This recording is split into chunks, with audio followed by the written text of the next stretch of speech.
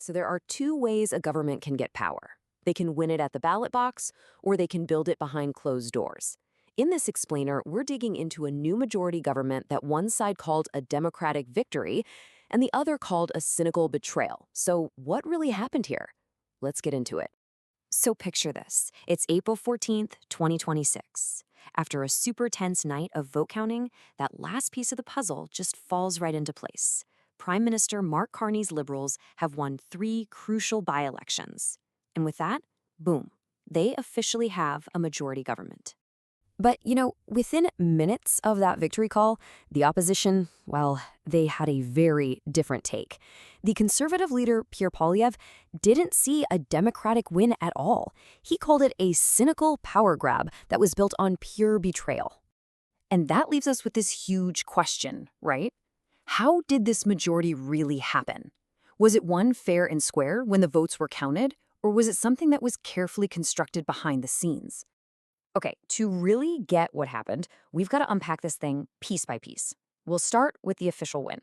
Then we're going to rewind the clock and see the moves that were made months before. We'll even dig into why so few people actually voted, and finally, what the political fallout from all of this looks like. So first up, let's look at the official story, the one that played out on election night. And the results? A total clean sweep for the Liberals. They locked down 2 Toronto ridings, which, to be fair, were considered pretty safe bets. But then, after a real nail-biter that went late into the night, they clinched a super important victory in the Quebec riding of Terrebonne. But here's the thing. Those by-election wins, they're not the whole story. Not even close. In fact, depending on where you start the clock, you get 2 completely different versions of how this majority was actually built. So on one side, you've got the government's narrative. It's simple. We won at the polls. This is a clear Democratic endorsement. But on the other side, critics are saying, hold on a minute, that's just a smokescreen. They say the real work was done months earlier, engineering a majority by convincing opposition members to just switch sides. And this is where that whole manufactured majority idea really starts to click. See, this wasn't some sudden thing that happened on election night. It was the end result of a systematic 6-month-long strategy. So let's hit rewind. Before a single vote was even cast in those by-elections, something really significant was happening inside Parliament. 5 opposition MPs, 4 Conservatives and 1 from the NDP, did what's called crossing the floor. Basically, they just packed up their bags and left their parties to join the governing Liberals. And just like that, the government seat count jumped to 171, just 1 single seat shy of a majority. So you gotta ask, how did this happen? Well, sources say it was a pretty deliberate and coordinated recruitment drive. And the incentives that were reportedly on the table, everything from promises of powerful committee jobs and a say in policy, all the way up to hints of future cabinet spots and guarantees of party resources for their ridings. And this really gets to the heart of the Democratic problem here.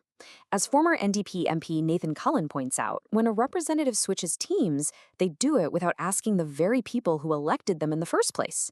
And that kind of move, it risks making people cynical about the whole political process. Okay, but the floor crossings only got them to the 1-yard line. They still needed those by-election wins to actually get across the goal line. And the story of how they won reveals another fascinating and maybe kind of troubling layer to all of this. Just take a look at these numbers from that Quebec riding Terrebonne. In the last general election, the Conservatives got a totally respectable 18% of the vote. In this by-election, whoa, their support just fell off a cliff, down to a little over 3%. I mean, that collapse was so dramatic that it made pollster Nick Nanos ask the really obvious question, did all those voters switch parties? Or did they just not show up at all? Well, one analysis points to this phenomenon called media-induced apathy. Sounds complicated, but the idea is actually pretty simple.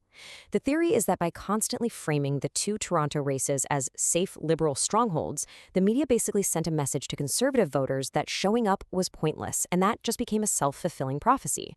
And here's the result.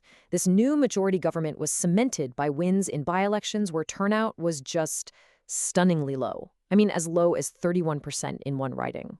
That fact alone raises some really serious questions about how strong this so-called mandate really is. So, as you can probably imagine, an outcome like this creates some serious political waves, especially for the official opposition and its leader. For the Conservative leader Pierre Poilievre, this whole thing has become a real moment of reckoning.